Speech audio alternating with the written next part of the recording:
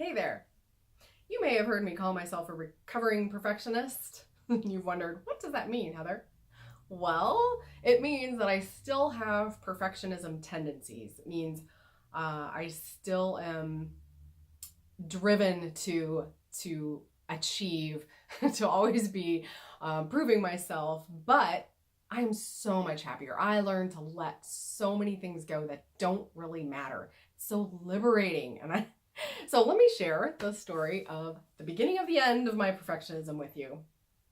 So once upon a time, I was working in corporate America, and I had always thought after my college degree that I would get my master's, but I didn't know what I wanted it to be in. I didn't really, anyway. So I finally decided I wanted to do an MBA, Master's of Business Administration, and got enrolled. But I was working full time. I was working a lot, and I was traveling a fair amount in that position, and I abhorred the idea of sitting in a classroom, several nights a week from 5 to 9 p.m. or 6 to 10 p.m. or whatever, even though I drove by a very prestigious university on the way to work every day. I just couldn't stand the thought of it. So I signed up for an online program, which was new at that time. This is the beginning of the 2000s, because it gave me control.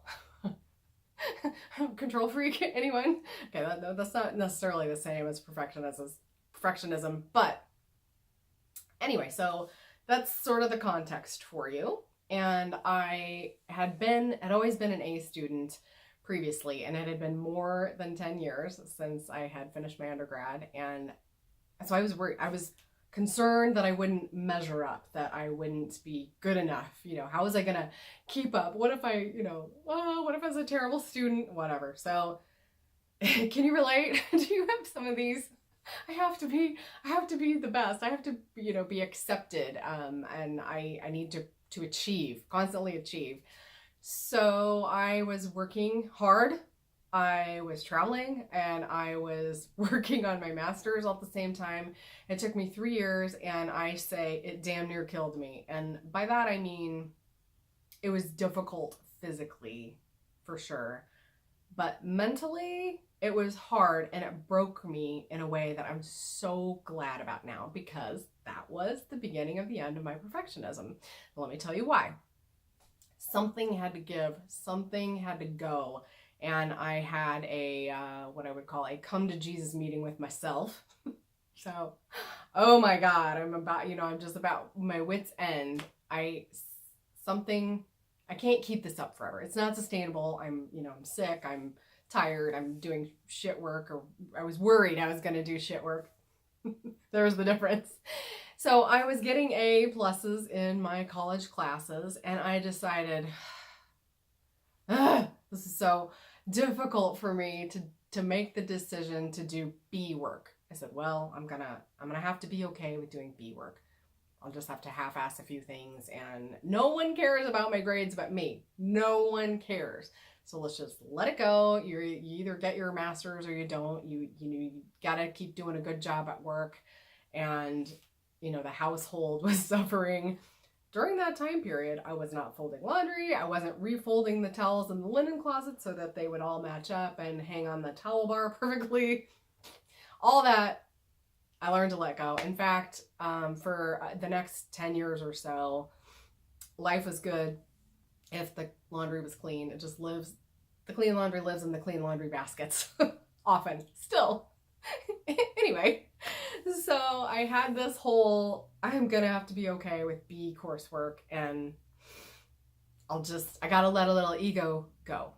I'm gonna have to, right? So it was difficult. I can't believe, it's so embarrassing in a way to say how difficult it was for me to be able to turn in coursework or papers, or just not do everything that the instructors were asking of me. And I didn't realize, now I think it's hilarious, but I want you to learn from this. If you suffer from some perfectionism, if you struggle with constantly having to be top notch, proving yourself, or even the best. I wasn't necessarily competitive, but I always had to do the best. I don't know. It's something from my dad. My dad was really hard on me, and that's initially where it comes from, but it doesn't matter.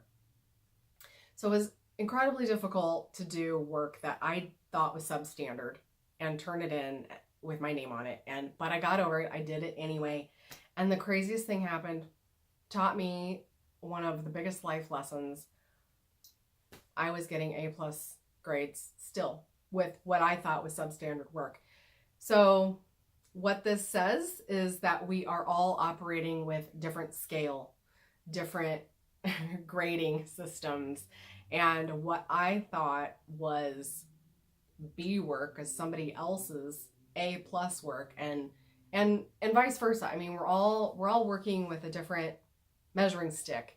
And so I realized why, being so hard on myself, being so hard on yourself in many ways is just a huge waste of energy and potentially time and whatever else, right? It was such an amazing lesson, and it wasn't easy. I mean, it took me 3 years to finish my master's, and over that course of time, obviously, I learned that lesson, and we had many other little ones that forced me to let stuff go, and it also forced me to learn to not be such a workaholic, because I had to get my coursework done. I had to travel, I had to get my coursework done, and I also had, had to be at work, so I had to leave work. I had to take lunches so that I could study for my classes. And there were so many great lessons in that grad school experience for me about learning to let things go and how we all are using a different measuring stick. And I'm so much happier. I'm so much more relaxed and more happy these days. So if you struggle a little bit with perfectionism, I implore you to think a little bit about where you might be grading yourself differently than how other people are grading you. And maybe it doesn't matter. Maybe you can relax somewhere that you didn't even really think about relaxing in, but try it. Just do a little experiment. See what happens.